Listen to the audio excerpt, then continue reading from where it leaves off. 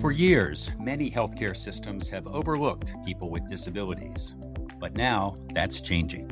I'm Andy Reynolds. Today on Quality Matters, why and how people with disabilities are an emerging quality priority. I spoke with 3 people inside and outside NCQA who are working to improve care for people with disabilities. Please say who you are and what you do. Hi, Andy. I'm Rupa Valdez. I am a professor at the University of Virginia.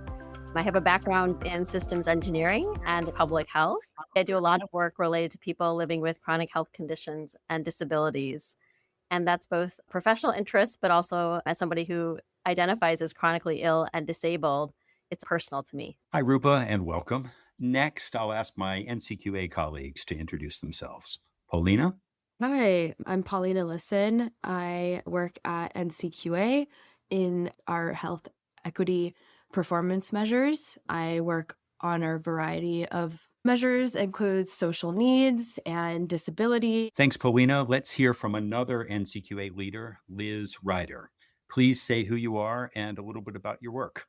Hi, I'm Elizabeth Ryder, and I'm an assistant director in NCQA's product management team. I focus on our health outcomes and community-focused care accreditation programs. I'm pleased to be here because I do not bring a personal experience with disability other than my relationship with both of my parents who each have a disability. Rupa, let's start with you. Why should people who are interested in improving healthcare quality focus on people with disabilities? That the disability community is the largest minority population in the United States, but it's often a group we don't think about when we think about health equity. It's a growing community that still faces a lot of barriers to good quality care. When we talk about disabilities, what do we mean and who is defining what disabilities are? That's such a great question. In the United States, about 27% of the population identifies as disabled in the way we currently measure or try to capture disability. So that's about 1 in 4 adults. In healthcare, when we think about disability, our brain might go to a particular impairment or health condition that results in functional limitation. Historically in healthcare, that's how disability has been viewed, an outcome to be avoided. That's different than when we think about disability from a civil rights perspective or as a demographic category. In that case, we would think about disability as a lived experience. So something that may have a biological component, but more broadly as an experience that's shaped by social factors, the physical environment, cultural factors, and other contexts that shape what it means to live as a disabled person. You also ask who decides who is disabled. What those of us who work in disabilities are working toward is that it should be self-determination, that a disabled person would identify themselves as living with a disability rather than what has historically been done where determination of disability would come from someone external, whether that's a healthcare provider or some other quote unquote expert. You mentioned the way we currently measure or try to capture disability. What else can you tell us about how that's been done so far? Prevalence of disability is calculated typically out of the American Community Survey. There's 6 functional limitations captured by that survey. And those 6 questions provide a way for us to assess as a nation our population with a disability. Many disabilities are not captured well by the American Community Survey. For example, disabilities related to energy level, sleeping, learning disabilities, several things aren't well captured. So that's a reason to believe the prevalence of disability is actually greater than 1 in 4. I should note for our audience, the Census Bureau runs the American Community Survey, also known as ACS. The 6 areas ACS asks about are hearing, vision, cognition, ambulatory limitations, self-care, and independent living. Rupa, what would other or perhaps better questions be? Questions that are much broader. Do you have any type of physical or mental health condition or illness, impairment, or disability that has lasted or is expected to last 12 months or more? These types of questions allow us to turn self-determination to the person. Can they see themselves in that broader question? The reason to use words like illness and impairment is someone may have a functional limitation, but not identify with the term disability. That's common in some groups like older adults where having some physical limitation may lead to experiences similar to someone who would identify as being disabled, but that person might not identify with the term disability. Different people identify with different terms that underlie that same need for accommodation and access. Someone may consider themselves disabled, but not have that same limitation because of technology, the way the physical space has been built or laid out, may not actually experience that functional limitation. So wording needs to be broad and encompassing to capture the range of experiences within the disability community. So broad and encompassing definitions, but in pursuit of what?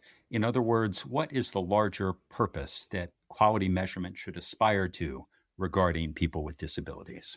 The biggest problem is the disability community faces inequitable outcomes across many metrics of health.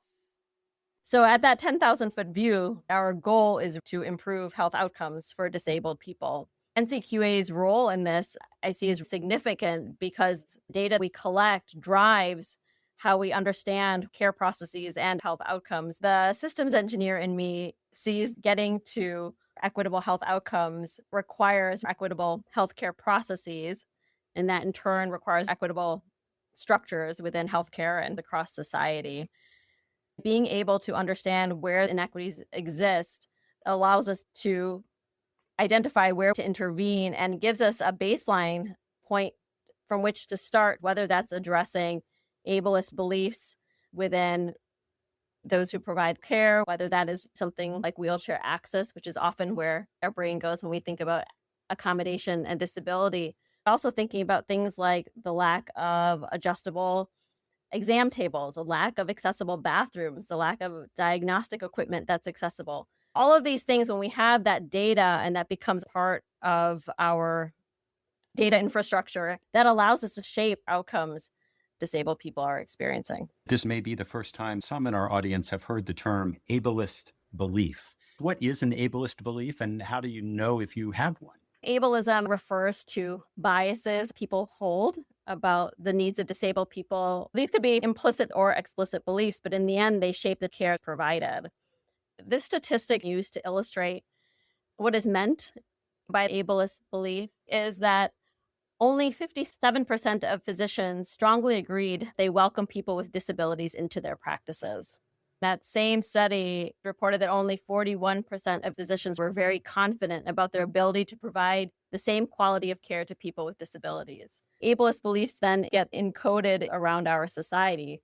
As an example, we have very few clinicians who themselves are disabled, and we have a lot of evidence there is benefit from having care provided by someone who is like you. We've seen this in gender, race, and ethnicity. But this idea of who is allowed into medical school or nursing school, sometimes the standards are about, for example, the ability to stand for a long time. That may not actually be necessary for certain types of clinical practice. If I am going to be a psychiatrist, I may not need to stand for long periods, but that may exclude me from admission into medical schools. So that's an ableist belief of who can be a clinician. And then that shapes that we do not have adequate representation of disabled people in clinical practice. This one belief about what disabled people can and cannot do can get infused in other spaces downstream.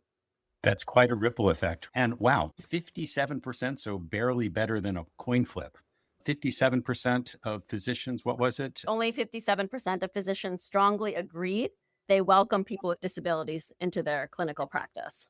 Wow, barely better than a coin flip. Polina and Liz, please give us NCQA's perspective on what we're learning from Rupa. Polina, let's start with how did NCQA come to work on disability topics? The reason NCQA found itself needing to focus on care for people with disabilities is a large portion of the population experiences disability. 1 in 4 Americans have a disability, and that rate is even higher for ever experiencing disability. A wide body of research has documented medicalized understandings of disability people face when they go to the doctor, and they experience difficulties even accessing their provider, either physically or through online portals. People with disabilities run up against an ableist assumption that looks like people with disabilities not receiving contraceptive counseling because there's an assumption they are not sexually active, or children with intellectual and developmental disabilities have worse care with dentists because there's not the same way to accommodate their sensory needs. So there's a lot of examples, and it's NCQA's job to look at that and understand it and find ways to build accountability systems to provide better care for people with disabilities. Am I hearing you right that more than 1 out of 4 people should expect to be disabled at some point in their life? Yeah, disability is just a natural part of life. There's short-term disabilities if you get injured, or if you are pregnant, you might experience navigating the world in a way that is similar to people with disabilities.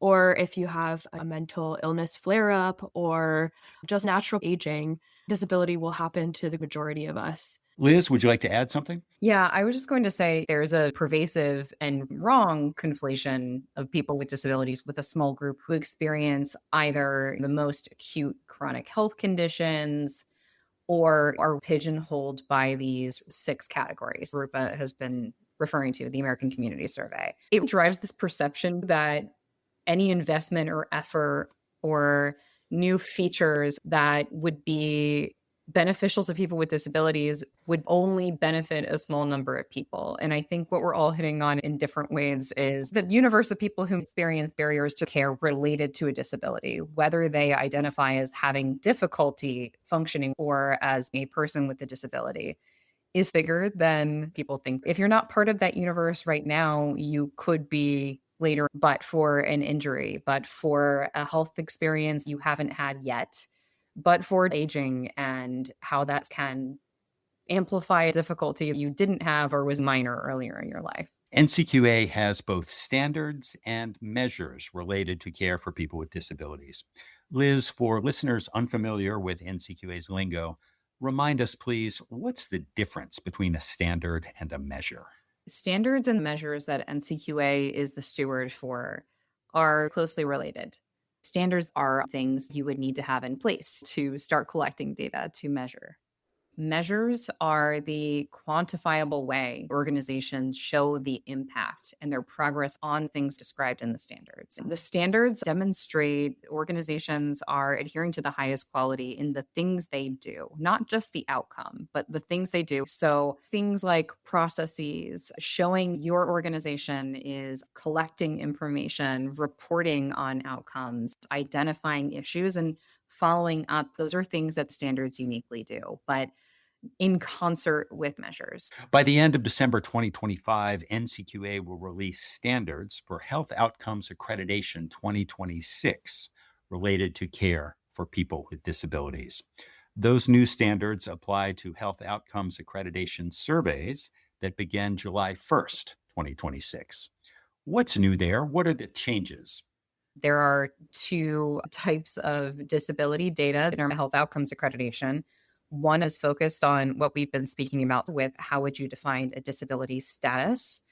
And the other is geared towards the accommodations or aids folks need to overcome barriers. So identifying as having a disability or having a disability that's related to difficulty, perhaps climbing upstairs.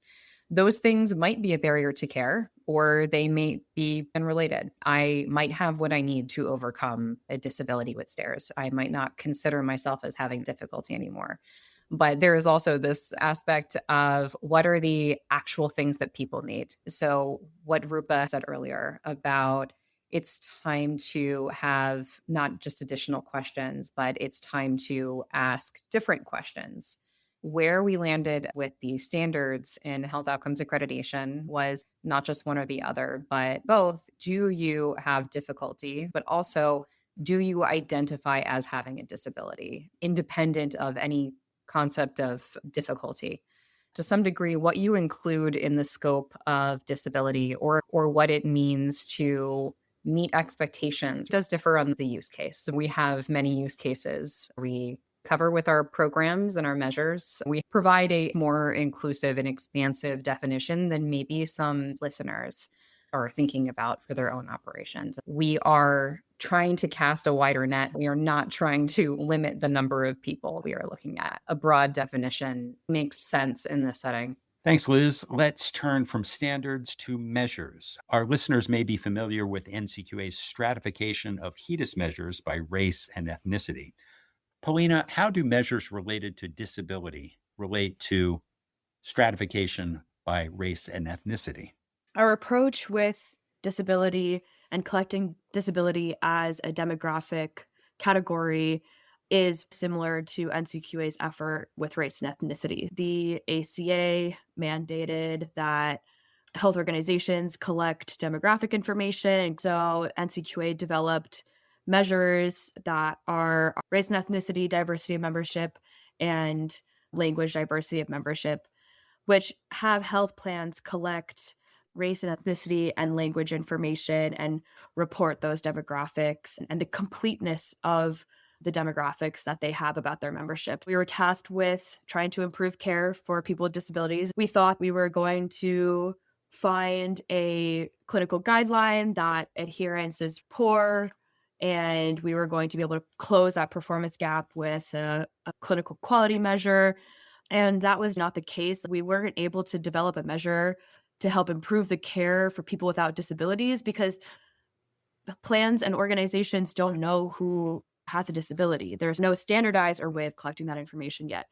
So the goal with a disability demographic measure is getting health plans to report a completeness of data on their population in regards to disability status. That is going to allow us to stratify other quality metrics by disability status, similar to how we can with race and ethnicity. What did you come up with? Tell us about the measure that you built. Our disability description of membership, shorthand is DDM. The first version of that measure has been released for HEDIS measurement year 2026. The DDM measure includes asking about disability status. So yes, no, or unknown, or other possible answers to disability questionnaires. We are looking for the next version of our measure to also include disability type categories. That'll be looking for more specific information on difficulties people have and disability categories we can segment. Rupa, as we wrap up, what would you want the quality community to know or do about caring for people with disabilities? The takeaway is the disability community is the largest minority population in the United States, but it's often a group we don't think about. It's a growing community that faces a lot of barriers to good care. So for me, it's really a call to action that there's a lot we can do as a interdisciplinary group of people who have expertise in quality improvement in healthcare delivery.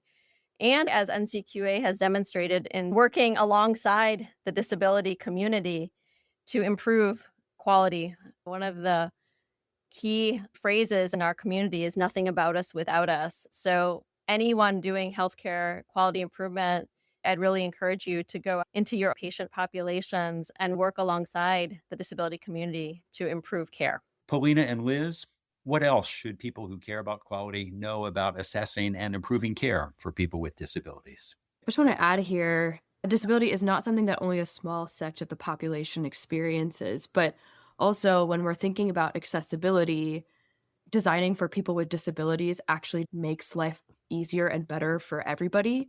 Designing for accessibility is the reason we have electric toothbrushes or dips in the curb that make it easier for not only people in wheelchairs to get up on a sidewalk, but also people pushing strollers or carrying luggage. That way of thinking can be applied to what NCQA has tried to do. If we design programs to bring accessibility into health settings or improve data and understanding about people with disabilities, that will improve care for everybody. When we are collecting disability information and we document accommodation needs and make sure providers are adequately trained, those care practices are going to make healthcare better for everybody. Liz, any advice or observations to end? There's 3 things I would ask listeners to take into their ruminations and what we've been talking about today.